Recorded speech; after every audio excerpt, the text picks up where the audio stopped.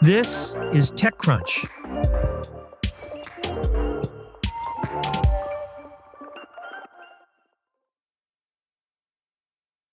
One of the nicest comments people have made about the electrical grid was, well, nothing.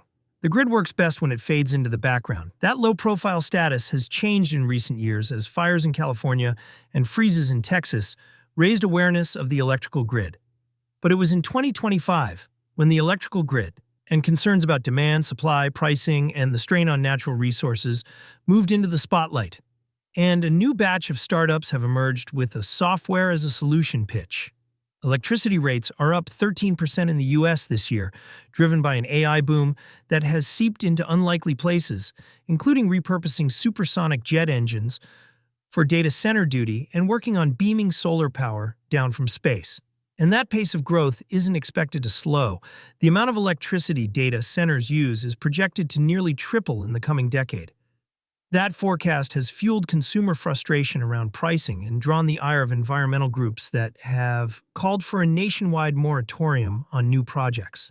Utilities, which have toiled away in the background, are now scrambling to upgrade the grid and build new power plants that can cope with the load. The fear of an AI bubble bursting always lingering in the background. This confluence of demand and fear could give software startups a boost in the coming year. For example, startups like GridCare and Yadar argue that spare capacity already exists on the grid and that software can help find it. GridCare has gathered data on transmission and distribution lines, fiber optic connections, extreme weather, and even community sentiment to optimize the search for new locations and convince utilities the grid can handle it. Already, the company says it has found several such sites that have been overlooked. Yadar finds places where known capacity exists and overlaps with the needs of medium-sized users, helping them quickly connect amid the data center boom. Several other startups are using software to stitch together massive fleets of batteries scattered across the grid. Those startups can turn these fleets into virtual power plants to deliver power to the grid when it's needed most. Base Power, for example, is building one in Texas by leasing batteries to homeowners at relatively low prices. Homeowners can use the batteries for backup power in case of outages, while Base can tap into them to prevent outages by selling the aggregated capacity to the grid. Terralayer is doing something similar, though it doesn't sell batteries itself.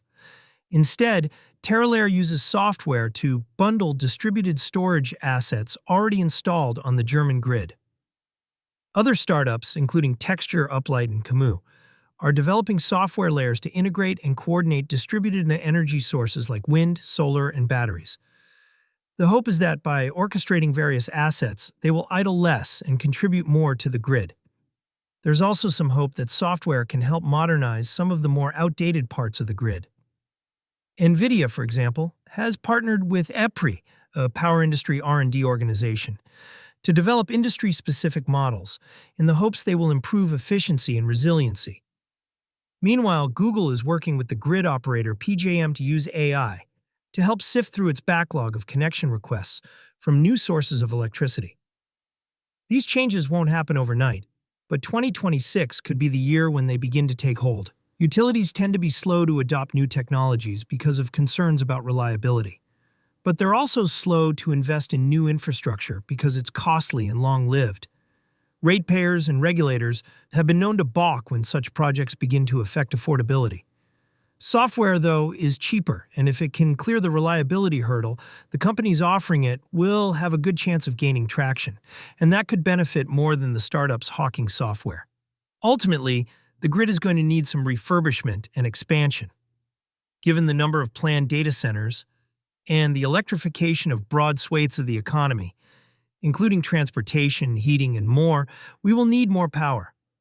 It would be foolish to ignore the power of software in these instances. It's cheap, flexible, and speedy to deploy. That's it from TechCrunch. For more stories like this one, go to TechCrunch.com.